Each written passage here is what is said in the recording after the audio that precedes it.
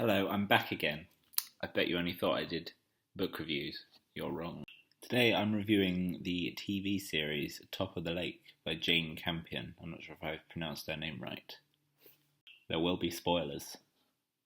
This series stars Elizabeth Moss as a troubled detective called Robin Griffin, investigating the pregnancy and subsequent disappearance of a young girl in a New Zealand village, which also happens to be her place of birth and where she grew up. Although wait, there's more. 4 years after the events of the first series, the second series happens.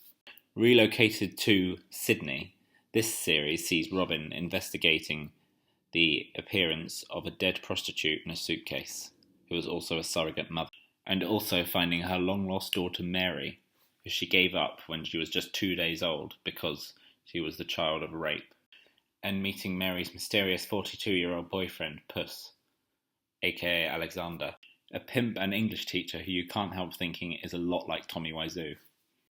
Now, I will start with the first series.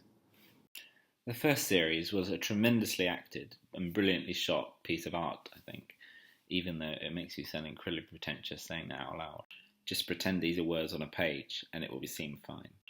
You know that quality that a TV show or a book or a piece of music has that just makes it stand out from the rest, even if all the elements in the first place are quite generic.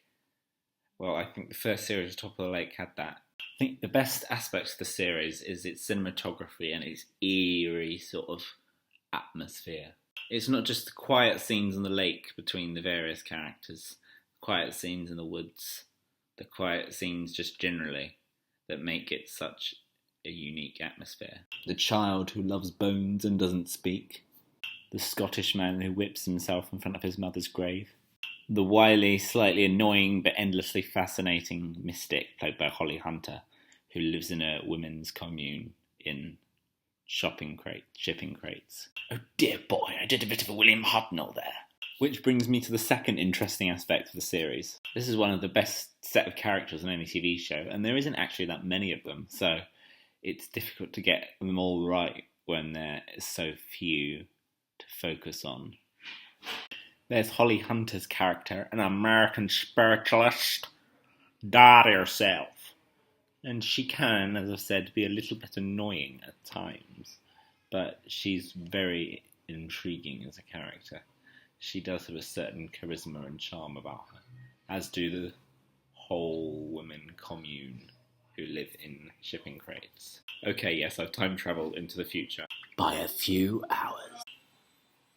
The main character, Robin, played by Mad Men's Elizabeth Moss, is a lot less likeable than the villain. Arguably, the Scotchman Mitchum is quite a likeable character, at least I think he is. Moss's character is cold and distant and often seems to lack a personality, although that was because of the traumatic events of her childhood have caused her to become withdrawn and quite cold. Whereas the Scotchman is an outsider and is also quite withdrawn, but he has a certain charm about him. As they say, the devil has the best tunes. I was in denial about him being the antagonist until they 100% confirm it at the end of the series. And quite apart from all the interesting characters and the artsy cinematography and the original storytelling, it just keeps you guessing right until the very last scene. It's not one of those series which is following a predictable pattern of, oh, it's that creepy little autistic kid in the corner who's actually the serial killer and not his mum. So it's a shame the same can't be said for the second series. It's such a disappointment. The start of the problems is the relocation to Sydney. Many of the characters we've grown to know and love aren't even present in the series. Tui has one speaking role. They've recast Jono, who is now a cheating prick for some reason, even though he was probably the only heroic character in the first series. And Al, the policeman, is a weird one-dimensional villain in a wheelchair, when in the first series he was a much more interesting character. And he only appears for like 2 scenes anyway, so it's not even worth it. And contrary to the Guardian's opinion that they've managed to make Sydney cinematic, the missing landscape that made the first series so brilliant, the New Zealand mountainscape, this is gone. And this detracts from the overall mystique of the series that was so brilliant in the first series. Also, I think they've overdone it a bit on the depressingness. I read an interview with Elizabeth Moss who said, "Oh, this series is darker than the first," and I know that's a bit of a cliche, but with Top of the Lake, I was like, how? They fucking managed it, I can tell you that much. Other than the aforementioned character transformation of Jono, there's the abusive relationship of Robin's daughter Mary with the Tommy Wiseau-esque puss, aka Alexander. He's a bit of a one-dimensional villain. Compared to the villain of the first series, Matt Mitchum, he doesn't do that much evil shit. He doesn't rape his daughter, but he's portrayed in such a way that leaves the audience in no doubt that he's a piece of shit. Halfway through the series, he attacks Elizabeth Moss's character and bites her nose for no apparent reason. Mary makes excuses for him and says, "Oh, he was whipped as a child." But that's clearly not the real reason, because he's a devious motherfucker. And there's literally no other reason apart from the writers wanted to show us what a bad person he is. To be fair, some of his moral intentions are good. He wants to save prostitutes from poverty. But this is sort of unimportant when he is such a one-dimensional villain in portrayal and characterization. Tonally, this series is very bland, almost. The weirdness is still there. In fact, it's almost exaggerated from the first series. But I think the difference is, in the first series, it felt very organic and elegant, whereas in this, it sort of feels like it's jammed into a fairly conventional thriller plot and just drags it down. I'm saying all the negatives. I actually quite enjoyed this. Gwendolyn Christie, aka Brienne of Tarth from Game of Thrones, plays quite an interesting role as Robin's work partner. She hasn't turned lesbian, and that adds some dynamism to the series. I also think Robin's relationship both with her daughter and her daughter's surrogate parents are very well done.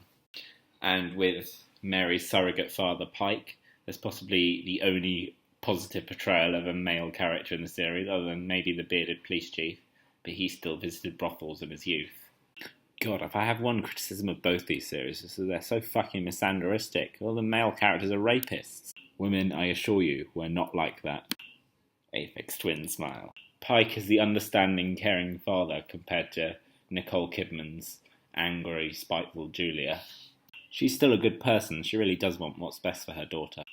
But she's also eaten up with rage in a way a lot of Nicole Kidman's characters are, and can't really express her love in the same way that Pike can.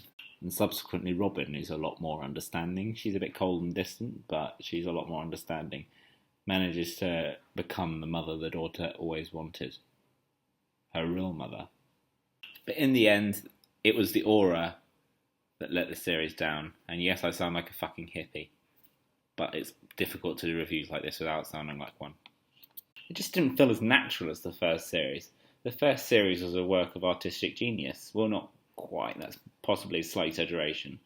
But it was really beautiful in many scenes. Whereas the second series, it was good, it was entertaining, but it didn't feel like a work of art, if you know what I mean. It just felt like a self-consciously strange detective drama with too many rapists in the main cast. Subsequently, the first series is awarded an A from me. It was one of the best seasons of television I've seen recently. Whereas the second series, it was good. I'd say it was at least a C, maybe even a B. It's not bad, actually. I've just highlighted its negative qualities, but it was very disappointing. And that's it. Maybe I'll review something else in the future.